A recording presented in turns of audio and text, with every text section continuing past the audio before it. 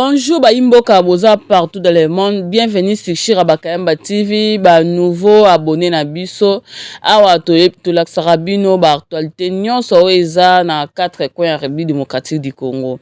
Lelo to esusu na Matadi na Congo central. Problème ni ezoleka na Matadi na Congo central. Problème ni eza entre gouverneur Grace Bilolo, monsieur maire Dominique Odiambete, ancien maire de la ville Patinzouzi.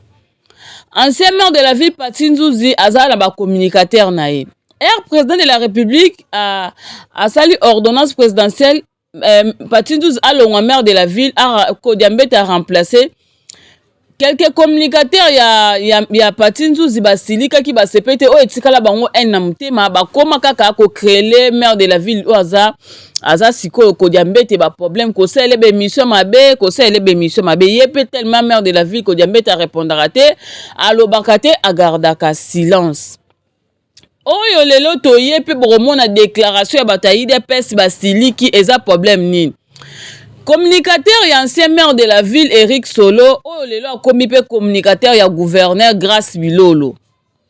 Aza communicateur ya gouverneur Grace Bilolo, a sali vidéo ndenge comme d'habitude a critiquer na maire de la ville a sali vidéo alobi bozolinga bo changer constitution mais mentalité ya ba congolais bozo changer te. Toko balancer vidéo a TV za ka radio te.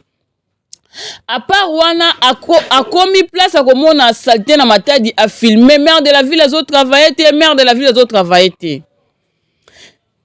Excuse ndeko Eric Solo ngana linga ko répondre yo te pona mona ba biloko sala rezara terre à terre nga vraiment chira on a linga ko répondre yo te lelo soko zolobela assainissement ya ville à Matadi des salité ozo accuser directement gouverneur Grace Bilolo. Pour gouverneur Grace Bilolo ya lobaki assainissement ya ville à Matadi ya ville ya Boma ye ako financer mbongo po babongisa ville à Matadi ville à Boma mais le gouverneur Grace Bilolo a financé non mbongo te pas maire de la ville Odiambete yo Eric Solo communicateur ya gouverneur Grace Bilolo ozoleka na ba TV selon yo ozomona ke ville à Matadi eza saleté ville à Matadi eza bien te donc ozo accuser directement chef na yo oyo lobelaka Grace Bilolo apesi monsieur le maire Dominique Odiambete mbongo nanu te pona kobongisa ville à Matadi makambo eza au moins là on a linga ko répondre yo te Eric Solo po na monaka ba analyse nous a raté be mission na donc ozo accuser chef no ozo lo ba directement na mais le gouverneur Grace Bilolo au moni ville les salité pour opesi maire de la ville mbongo te pona assainissement ya ville pour tozo balancer lettre wana gouverneur alobaki ke non assainissement ya ville à Matadi ville ya Boma ye moko ko financer mbongo pour za la propre to leki wana. Mais le gouverneur Grace Bilolo a soutenu chef de l'État Félix Antoine Tshisekedi Tshilombo. Mais yo communicateur na ye, oye ozo critiquer président de la République Félix Antoine Tshisekedi Tshilombo. Oza infiltré na cabinet ya gouverneur Grace Bilolo. Pour gouverneur Grace Bilolo ye azo soutenir président de la République. Mais yo ozo ko critiquer président de la République. Yo Eric Solo ozo ko critiquer maire de la ville Dominique Odiambete oyo président de la République a sala ordonnance présidentielle a Tcheko Odiambete comme maire de la ville na Matadi lisu na ye o paza mwana IDPS ya tongo fils maison yo oza na cabinet ya gouverneur ozo bundisa maire de la ville aza fils maison ya IDPS to kendara non to kendara bikenda kenda te ko dia zaka fils maison ya IDPS makambo ezali gouverneur Guibando azalaki te monaki ba kita na Congo central na zo ebisa bino balandi shira bakayamba TV gouverneur Grace Bilolo banda ko vice gouverneur Grace Bilolo na gouverneur Guibando banda ko yokana te maire de la ville Dominique Odiambete na gouverneur Guibando banda ko yokana te gouverneur Grace Bilolo na maire de la ville Seri wana bazaki donc Guibando alinga ko sentir bango te mais bango bazaki toujours bon moko maire de la même morale pardon to sepeli to monique province comme calme ranking eza sous au gouverneur na vice bazoyo kanate gouverneur na maire de la ville bazoyo kanate to sepeli mwana mboka jeune lokola biso gouverneur Grace Bilolo a koti na Congo central bazo ko travailler ensemble même moral na maire de la ville Dominique Odiambete vie na o ye moko bengaka vie na ye mais Eric Solo oyena biloba loba na yo soko ozolukela bana na okwanga so epo ozoluka succès ozoluka matalana olingo tia ba désordre okabola bango lelo nga na soutenir maire de la ville Odiambete soki nazo salela gouverneur Grace Bilolo be mission mabe batu bakoloba directement eza maire de la ville mutazo tinda shira asalela gouverneur Grace Bilolo ba mission mabe yo pe oza communicateur ya gouverneur Grace Bilolo toujours ozo critiquer maire de la ville Dominique Odiambete ozo critiquer chef de l'État. Donc, biso tokolo bakara ke gouverneur Grace Bilolo mutazo tinda yo ou bien ancien maire de la ville Patinzuzi mutazo tinda yo. To balancer non na l'aksabino to balancer makamni elekaki na Congo central bazolo bela bambouteillage na ville Matadi. Mais jour mususu maire de la ville la Mukabo aya kokuta ancien maire de la ville akangi banzela po mutakoma osala ba travaux ya robongisa ba route na Matadi. Oui, maire de la ville mutasala ngote. Ye muto ancien maire de la ville nde ba pesa ye charge wana sala rango. Bolanda place marambozo kende. Maire de la ville Dominique Odiambete la muki boya kuta banzela bakangani banzela bakangi embouteillage moye ba lekate to balancer nos vidéos na boyoka rester branché après tozozonga. Merci beaucoup boyoka ndenge maire de la ville Dominique Odiambete asilikaka alobelaka ancien maire de la ville Patinzus ndenge azokanga banzela sans autorisation na ye. Makamboze premier citoyen de la ville, bolinga botende ya komi deuxième citoyen de la ville. Makambo eza restez branché to balancer en non. Jungle, c'est pas comme c'est une jungle. Et ça ne doit pas continuer comme ça. Donc nous avons la responsabilité. Oro eza désordre. Désordre au foyer là quand même. C'est pas comme ça qu'on travaille. Ngana za mukonza ville azali. Si vous savez ça misala na désordre. Il faut m'informer. On n'informe pas les maires de la ville, toutes les bandes, ça crée de l'embouteillage. Et c'est que tu travailles dans la mboka, tu travailles dans la mboka, il y a la bande moko, on ne peut pas créer l'embouteillage, on a comme un compte encore pour soulever la population, ville est dans l'embouteillage. Donc bande, la bande moko, et puis c'est pas comme ça qu'on travaille. Avant qu'on bande, informer l'autorité de la ville à sa disposition, on n'informe personne. C'est pas comme c'est une jungle. Et ça ne doit pas continuer comme ça. Donc nous avons la responsabilité là. Merci beaucoup de retour sur ce plateau. Oh, Makambo Zali. Bomoni, maire de la ville Dominique Odiambete nenga silika lobi Matadi komi jungle. Aïe. Nazo samno Makambo za. Bon, ça là travaux na ville à Matadi, mais première citoyen de la ville bazo signalé quel sabotage IDPS bo fongola misu makambo ezali makambo ezokende mabe nazo ebisa bino to boite botia ancien maire de la ville directeur ya ba travaux azo sala to boya ngote mais bon respecter premier citoyen de la ville oyo azali sikoyo avant ko sala eloko avant ko kanga banzela avant ko banda ba travaux bon respecter ye bo signaler yete eloko te bo bandi ba travaux na ville na ye bo saboter ye bo moni azelo côté nzambe na nga pouvoir ya IDPS. Papa Tshisekedi. Alelero national Tshisekedi makambo za ke mabe. Oui, makambo ke mabe. Bazo signaler première citoyen de la ville mais musala na bango musala ba communicateur na bango koloba bambouteillage na Matadi bambouteillage kodi azo sala te siko oyo bokangi nzela tala ndenge bande ko msa moto ba sepeli ba moni monsieur maire Dominique Odiambete ye afongoli nzela bomoni débat les aki monsieur le maire Dominique Odiambete na ancien maire de la ville tala ndenge bokomi kotia potopoto na Congo central na ville Matadi bino moko ville to sepeli Congo central province to sepeli kimi ekoti gouv na vice ne bazoyo kanate eza lisusu te maire de la ville na gouv rankine eza lisusu te mais bato ya matalana bato ya mitema kento oyo balingaka kotia badésordre place bato baza babandi deja badésordre.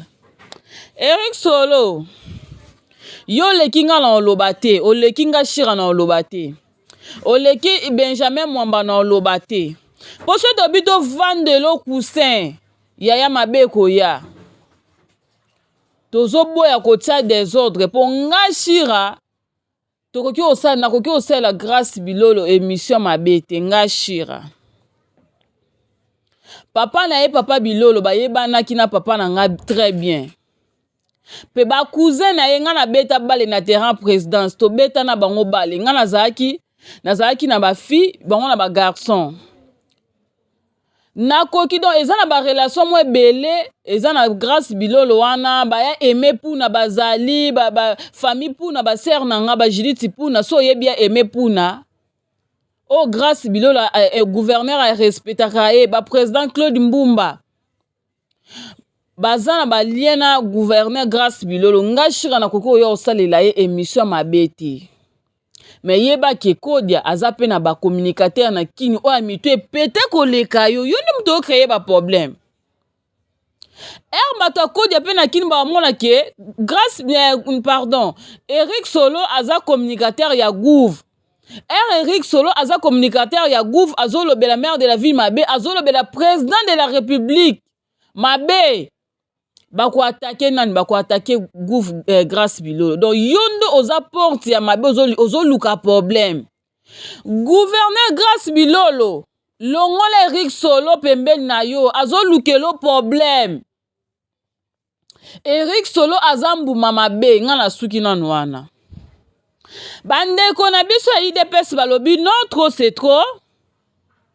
Il faut toloba o Eric Solo azosala makambo zoleka na province biso yoka base tokotelema mabe kozala. Mabe kozala.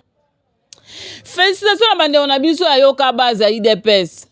Pe dossier o ezaka ya yoka base ya IDPS teza ya IDPS nyonso po président de la République alobi tozo changer constitution pour na boye mais yo journaliste communicateur ya gouverneur Grâce Bilolo obandi koloba ke non eza mabe bo changer no mentalité batu mboka eza boye ozwi po balancer photo na émission no moyena te émission na te po na ko pese gaz otiene longi ya papa na biso Moïse Katumbi mais yo oza communicateur ya gouverneur Grâce Bilolo azo soutenir président de la République Fachi Beto o monte ko infiltrer na kati ya cabinet wana. Bolongo Eric Solo pembeni na bino ako créer bino ba problème na zoyebisa bino nga naza na Kinshasa ako créer Gouv Grâce Bilolo Eric Solo soki ale na yebi boîte na kwanga akomi koloba biloba loba Eric Solo leki nga na oloba te oleki Benjamin na oloba te. Biso toza na kimia toza na besoin ya paix na province. Toza na besoin te que non Gouv na maire de la ville Rankine vice-gouverneur na maire de tolingi yango te mais bino bata biloba loba nde bokomi koya kotia bato.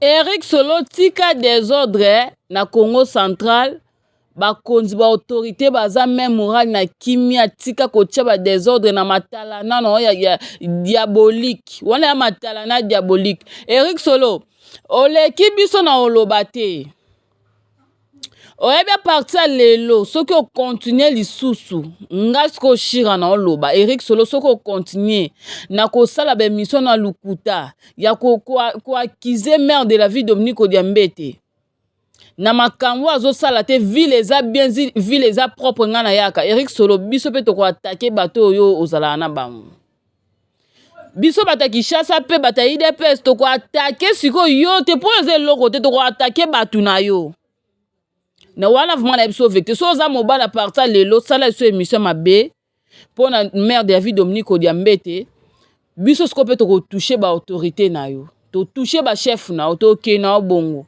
rester branché to balancer déclaration bata IDPS to balancer sous directeur ya MGT ndenge bakomaki ke non a pesa ki maire de la ville $500,000 directeur ya MGT alobi atika ko pesa maire de la ville Dominique Odiambete mbongo wana te tozo balancer susu mbule leka ki yo mardi na matadi bande on a biso ba kufi ba dégâts salami makasi vraiment merci beaucoup abonnez-vous toujours sur Shira Bakayamba TV Congo central, calme dans Congo central, Gouve, Grâce Bilolo, maire de la ville, Dominique Odiambete, baza même moral. Mais Zaka Kabata Matalana, Batanzala, Bato Balingi Matalana, Baoluka Mwa Biboati, Nabaona Kwanga, Nabakomba autorité de Baocha désordre. Merci beaucoup, restez branchés, abonnez-vous massivement. Si on veut changer la constitution, mais constitution, oui, on changer la constitution. Est-ce que vous changer la mentalité des Congolais?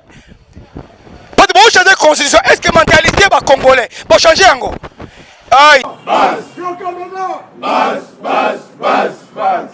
Déclaration politique de Yoka Base, IDPS Tshisekedi Fédération de Matadi.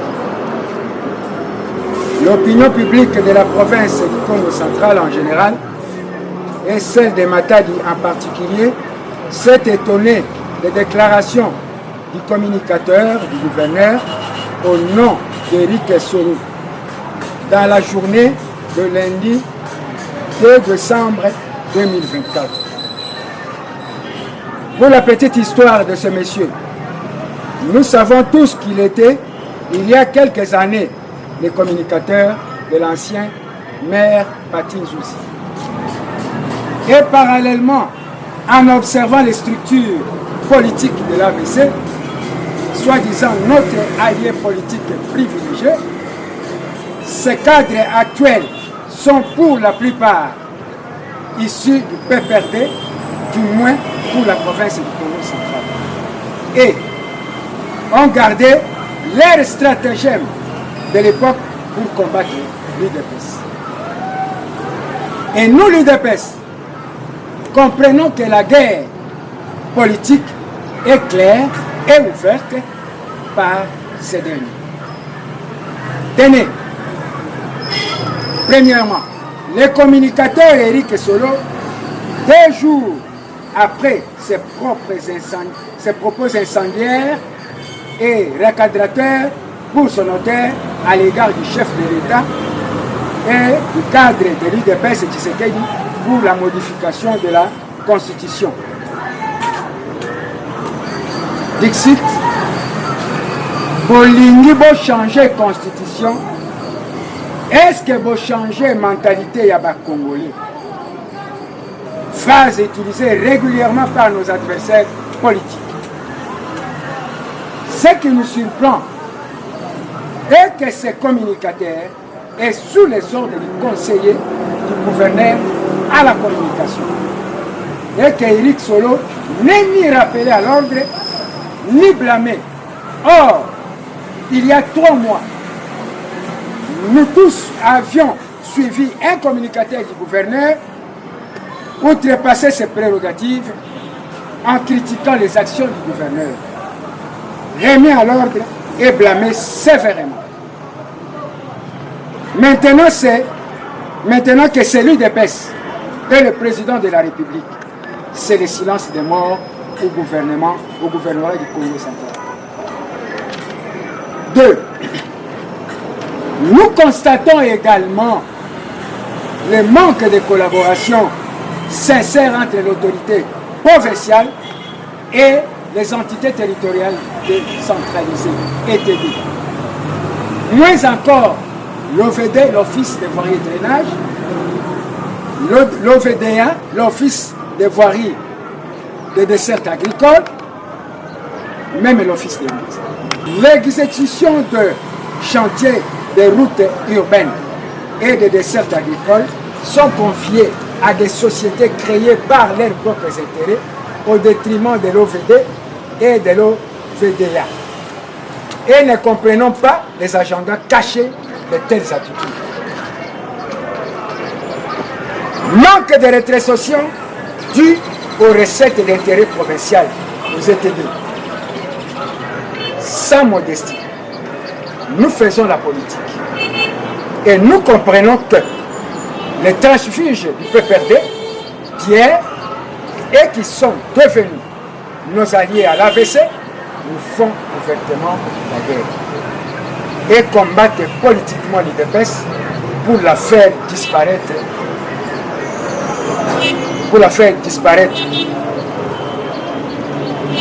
Dans le Congo central ou dans les institutions et services provinciaux.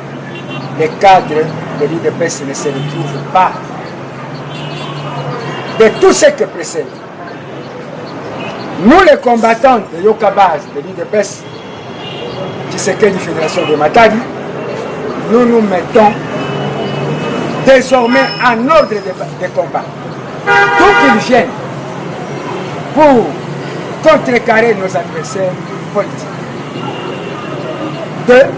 Nous demandons aux services de sécurité et de renseignement de faire leur travail afin d'éviter les pires dans l'avenir et mettre hors d'état de nuire les ennemis de l'UDPS que la partie présidentielle fait à Matadi le 5 décembre 2024.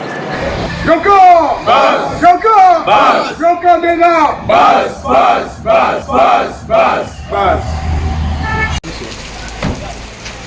Sous une pluie diluvienne battante, le maire de Matadi, Dominique Nkodembete, a été informé de l'écroulement d'un mur du bâtiment qui abrite le bureau de l'agence des grands travaux à Bouima, tuant ainsi une maman qui exerçait son petit commerce le long du mur dont le nom non encore identifié et 4 blessés. Sans désemparer, l'autorité urbaine s'est rendue sur le lieu pour s'enquérir de la situation et a ordonné le transport du corps sans vie à la mort de Kinkanda. Ce matin, le maire de Matadi, Dominique Nkodembete, a poursuivi sa ronde à travers la ville pour évaluer les dégâts causés par cette pluie diluvienne. D'abord, c'est depuis hier la nuit que nous sommes sur le terrain. Donc à partir de 19h déjà, nous sommes sortis parce que la pluie nous a surpris en pleine réunion au Conseil urbain de sécurité. Alors quand nous avons appris qu'il y a eu des dégâts d'abord à Bouima, nous tous membres du Conseil urbain de sécurité, nous sommes arrivés sur les lieux pour évaluer les dégâts. Alors à ce niveau-là, à Bouima, nous avons trouvé un mur de l'agence des grands travaux qui est tombé